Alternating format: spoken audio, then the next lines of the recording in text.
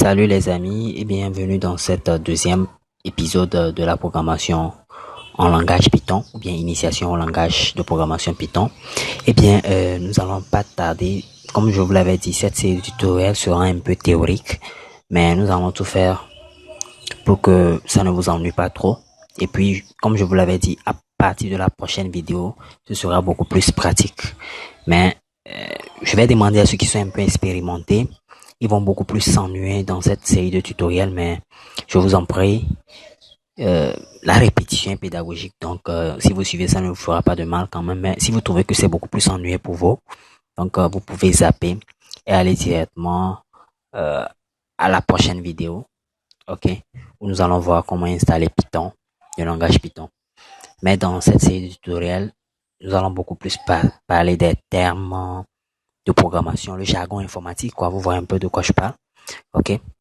Donc, sans plus tarder, nous allons commencer par la grande question. Qu'est-ce que la programmation? Comme vous le savez, il existe sûrement une multitude de langages de programmation, à savoir le langage C, le C++, Java, Perl, PHP, Ruby, Python, pour ne citer que ceux-là, ok? La liste est vraiment longue. Je mettrai en description de cette vidéo un lien où vous pourrez voir la liste des langages de programmation. Vous verrez par vous-même que c'est très long. Ok? Mais cette série de tutoriels, pour cette série de tutoriels, mon choix s'est beaucoup plus porté sur Python pour son dynamisme, sa portabilité et sa syntaxe assez élégante. Ok? Et nous allons voir dans cette vidéo pourquoi ou bien les significations de ces termes dynamisme, portabilité, excusez-moi, et syntaxe. Ok? Donc, je suis en train de déraper là. On va aller directement à ce dont j'avais parlé. Qu'est-ce que c'est que le langage de programmation? Alors, pour voir en plus clair ce que c'est que le langage de programmation, nous allons essayer de comprendre deux termes. La connaissance déclarative et impérative, ok? Euh, dans la vie réelle, il existe deux types de connaissances qui sont la connaissance dite déclarative et celle dite impérative. Eh bien, la connaissance déclarative est composée d'énonciations a priori vraies. OK? Donc, lorsqu'il y a un énoncé qui est a priori vrai, dans la vraie vie, c'est ça qu'on appelle la connaissance déclarative. Je vous donne un exemple. Quand le feu est rouge, les voitures doivent s'arrêter et laisser les piétons passer. Ça, c'est une connaissance déclarative. OK?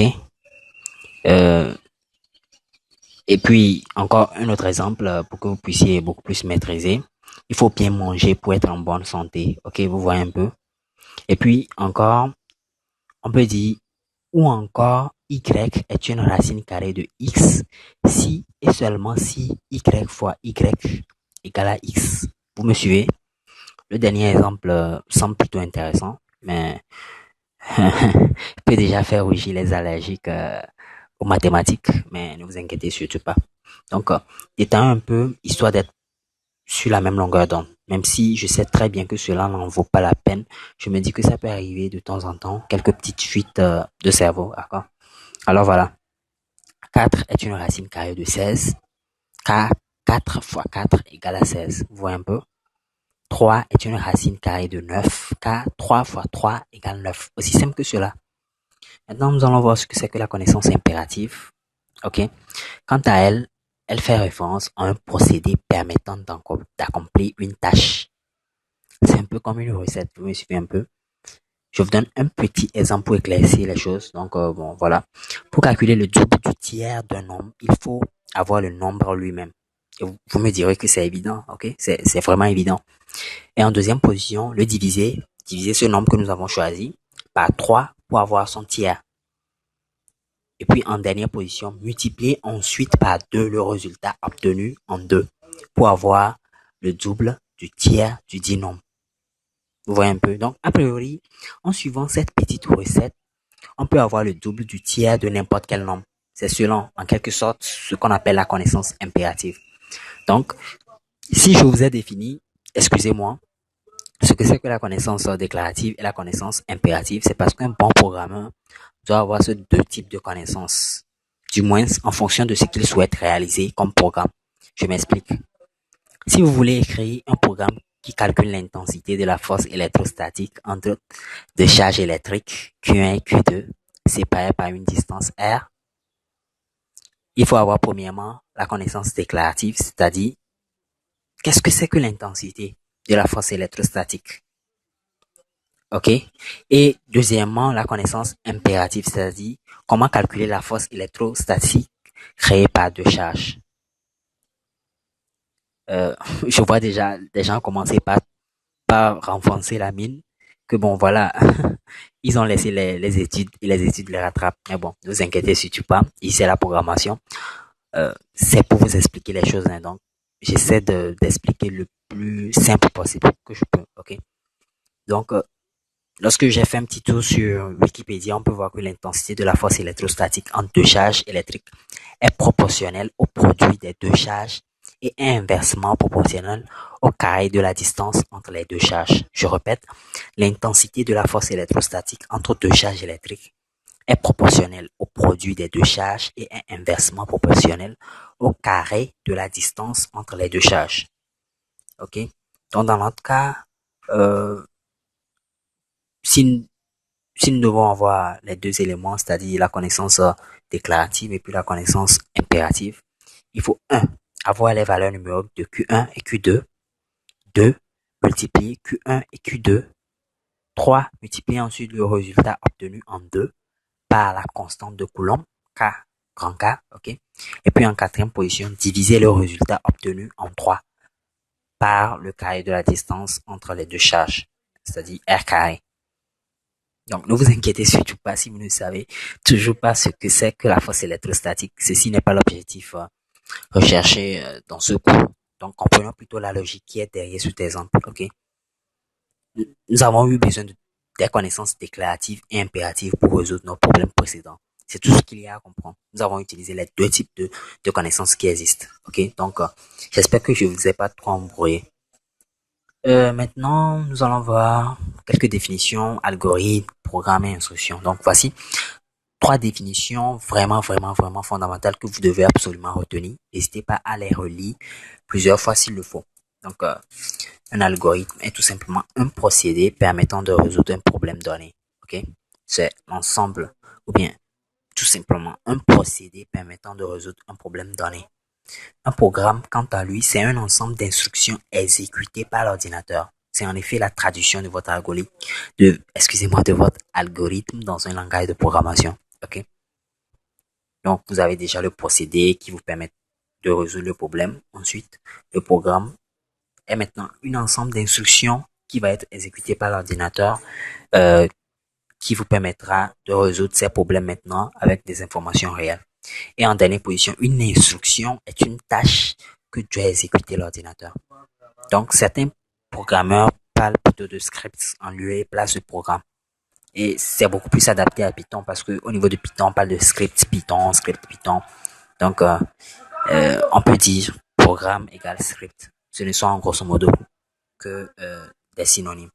Ok. Maintenant, on peut en venir à notre grande question qu'on essaie d'éviter depuis là. Qu'est-ce qu'un langage de programmation? Rappelons qu'un programme est juste une séquence d'instructions disant à l'ordinateur ce qu'il doit faire. Évidemment, nous avons besoin de fournir ces instructions dans un langage que l'ordinateur peut comprendre. Il aurait été très intéressant si nous pouvions juste dire à un ordinateur ce qu'il doit faire dans notre langage maternel, comme dans les films de science-fiction, vous voyez ce que je veux dire. Malheureusement, en dépit de plusieurs efforts des informaticiens, créer des ordinateurs capables de comprendre le langage humain est un problème encore non résolu. Ok? Or, les ordinateurs ne comprennent que deux langages. Quand je dis plutôt un langage, c'est le langage binaire. Ils ne comprennent que le 0 et le 1. C'est tout ce qu'ils comprennent. Ok? Ils ne comprennent que le langage binaire. 0 et 1. Maintenant, si nous écrivons nos programmes, comment est-ce que nous allons essayer de traduire nos programmes en langage machine? Donc, nous allons voir maintenant. Il y a deux formes de traduire nos programmes en langage machine pour que l'ordinateur puisse comprendre. Ok. Et je rappelle ici que le langage machine ici, c'est encore le langage binaire, ok. Si je vous ai pas trop embrouillé. Donc, il existe deux moyens, de façon générale, deux moyens principaux pour traduire un code écrit dans un langage de programmation en langage machine. Un langage de programmation peut être soit compilé, soit interprété. Ok. Le compilateur est un programme complexe qui prend qui prend un programme écrit dans un langage de programmation, en C par exemple, et le traduit en un programme équivalent en langage machine. Ok. Le programme écrit dans un langage de programmation est appelé code source. Ok. Et le résultat obtenu après traduction en code machine est un programme que l'ordinateur peut directement exécuter. Sous Windows, on a les points EZ, les points EXE. Ce sont des langages de programmation compilés en langage machine. Ce qui fait que le code source n'est plus accessible. Ok. En deuxième position, il y a des langages qui sont interprétés. Ok, ils sont compilés grâce à un interpréteur. Bon, pas compilés, ils sont interprétés tout simplement. Ok, donc un interpréteur est un programme qui simule un ordinateur qui comprend un langage de haut niveau. Ok, plutôt que de traduire le code source du programme en langage machine que l'ordinateur va comprendre directement, l'interpréteur, lui, il fait quoi? Il analyse l'instruction, c'est-à-dire le code qui a été écrit, et exécute le code sous instruction par instruction. Il voit cette ligne, il exécute, il voit la ligne suivante, il exécute ligne par ligne. Donc, Python, dans ce cas, est un exemple de langage interprété, ce qui revient à nous dire que nous avons besoin d'un interpréteur Python afin de pouvoir exécuter nos futurs programmes. Donc, nous verrons comment installer dans le prochain chapitre. Bien, dans la prochaine vidéo, nous allons voir comment est-ce que nous pouvons installer ce interpréteur de